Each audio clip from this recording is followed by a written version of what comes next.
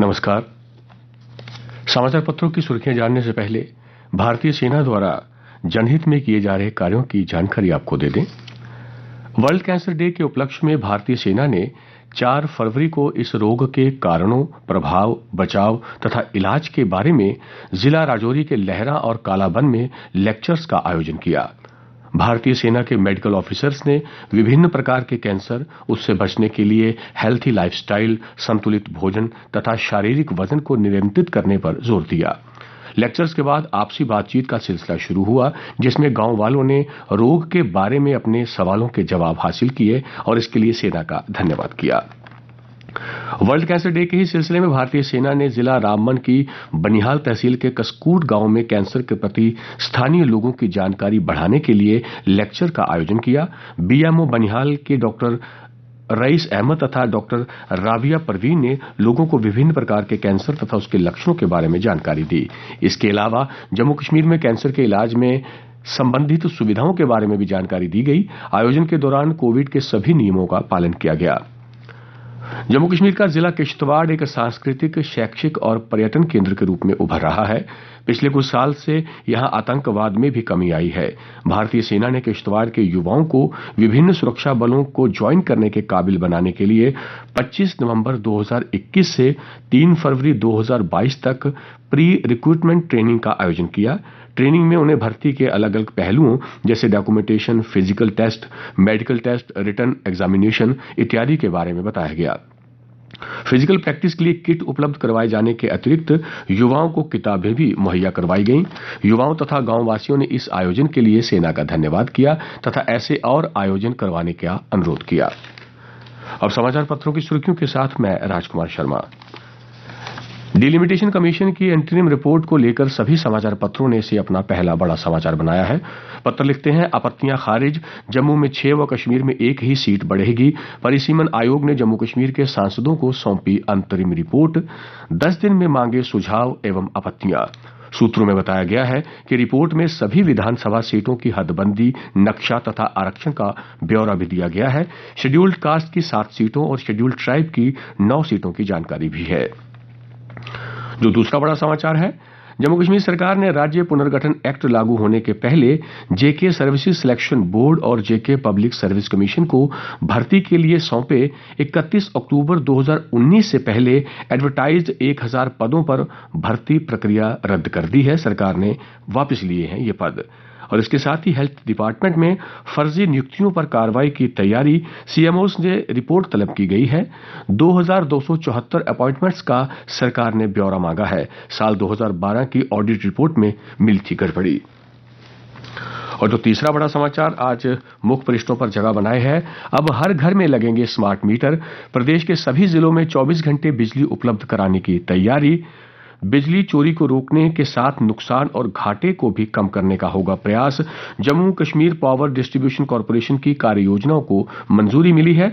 जम्मू कश्मीर में 20 लाख उपभोक्ताओं को स्मार्ट मीटर कार्यक्रम के तहत कवर किया जाएगा। इस समय 2 लाख स्मार्ट मीटर लगाने का काम जारी है। 6 लाख स्मार्ट मीटर शीघ्र लगाने की प्रक्रिया शुरू होगी। जम्मू कश्मीर सरकार ने खेल संस्कृति व खिलाड़ियों को प्रोत्साहित करने के लिए नई खेल नीति साल 2022 को मंजूरी दी। खिलाड़ियों को नौकरी के साथ पुरस्कार भी मिलेंगे। इंटरनेशनल लेवल पर पदक जीतने वालों को 1 करोड़ रुपए और परशुराम पुरस्कार समेत कई पुरस्कारों का प्रावधान रखा गया है। पुरस्कार के लिए हर साल चुने जाएंगे 10 सर्वश्रेष्ठ खिलाड़ी। कोरोना से जुड़ा समाचार पत्र लिखते हैं, प्रदेश में पिछले कल 1429 नए मामलों की पुष्टि हुई, जबकि 3 मरीजों ने जान गंवाई है। कोरोना की रोकथाम को लेकर लेफ्टिनेंट गवर्नर मनोज सिन्हा ने वर्चुअल मोड से सभी जिलों के डिप्टी कमिश्नर्स और एसएसपी के साथ बैठक की।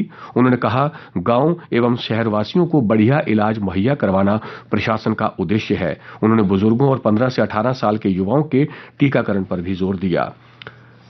केंद्रीय कृषि मंत्री नरेंद्र सिंह तोमर ने कहा कि 5 राज्यों में चुनाव के बाद मार्च महीने में बनेगी एमएसपी यानी मिनिमम सपोर्ट प्राइस पर कमेटी। राइटर्स क्लब नहीं मिला तो साहित्यकार करेंगे बहिष्कार। जी हां, ये बड़ा समाचार। राइटर्स क्लब पर जम्मू कश्मीर कला संस्कृति एवं भाषा अकादमी के कब्जे से कलाकारों साहित्यकारों में रोष बढ़ता ही जा रहा है। इस मुद्दे पर जम्मू के विभिन्न भाषाओं के साहित्यकार लामबंद होने लगे हैं। उन्होंने जल्द राइटर्स क्लब को उनके हवाले नहीं करने पर आंदोलन करने की चेतावनी दी है। साहित्यकारों का कहना है कि उनकी मांग नहीं माने जाने पर वो अकादमी का बहिष्कार करेंगे। इसलिए जिस मकसद से राइटर्स क्लब को बनाया गया था उसका इस्तेमाल उसी के लिए होना चाहिए। डोगरी संस्था के अध्यक्ष प्रोफेसर ललित मगोत्रा ने कहा, अब इस बात में कोई संशय नहीं रहा कि वर्तमान सरकार के लिए कला संस्कृति साहित्य का कोई महत्व नहीं है। राष्ट्रभाषा प्रचार समिति के महासचिव प्रोफेसर भारत भूषण शर्मा ने कहा कि जम्मू के लेखकों को राइटर्स क्लब की बड़ा बेसब्री से इंतजार था। जम्मू यूनिवर्सिटी के उर्दू विभाग के विभागाध्यक्ष व वरिष्ठ साहित्यकार प्रोफेसर शुहाब इनायत मलिक का कहना है कि जल्द से जल्द राइटर्स क्लब लेखकों के हवाले किया जाना चाहिए। यदि बहुत जरूरी है तो अकादमी अपना कार्यालय कला केंद्र में शिफ्ट कर सकती है। अगला बड़ा समाचार, बिश्नाह में कृषि भूमि पर बन रही अवैध कॉलोनियां, भड़के डिवकाम। कई गांवों में काटे गए हैं प्लाट।